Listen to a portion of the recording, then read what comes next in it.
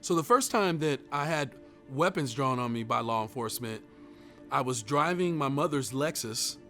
She had a 92 ES300, clean. She had tinted windows. It was like a deep green, and she had all the trimmings on it, chrome rims. It was really nice. And I was working at a school, and it was lunchtime. And so I jumped in her car to go pick up some lunch, and I had my friend with me, who was a childhood neighbor of mine who lived 2 houses down from me. We worked at the same school. I'm a college kid at this point, and I'm wearing a tank top, shorts, and flip-flops.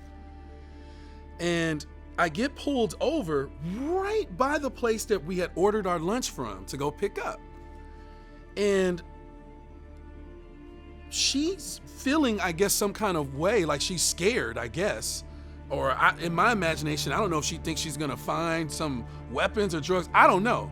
She ended up asking me to get out of the car. She got my friend out of the car.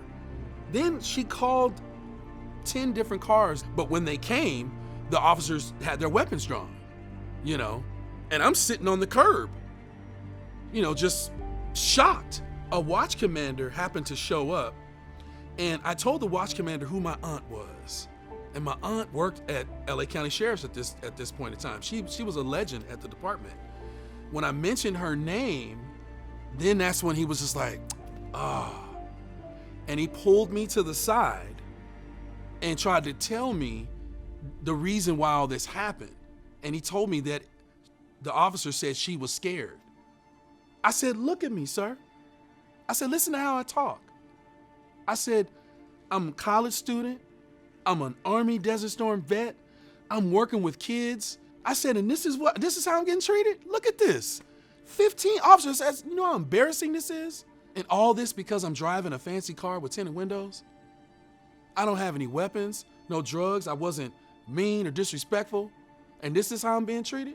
Anytime I see officers, or see the car, if I drive and and I see what looks like a police car, it brings anxiety. It's exhausting. I don't know. I don't get it. I just don't understand. White people are afraid of people that are less likely to hurt them? What are you afraid of? What are we gonna do to you? What have we done to you? And sometimes I wonder, is it that reap what you sow thing? You get what you give? And so it leaves Black people always it's a stuck point. But it's a stuck point for us. It's a stuck point for white people. I mean, I'm an educated man. I've been all over this earth. I've been to war for this country. I was a Cub Scout. How much better can I be? But I've still experienced these things, and I still, right now, have just anxiety about it. And you know what's sad? My mom is 72 years old, and if I got killed by the police, it would not shock her. That's what's sad. That's what's sad to me. I could lose my life at the hands of a law enforcement officer, and would that shock her? No. That's sad. That's the sad reality.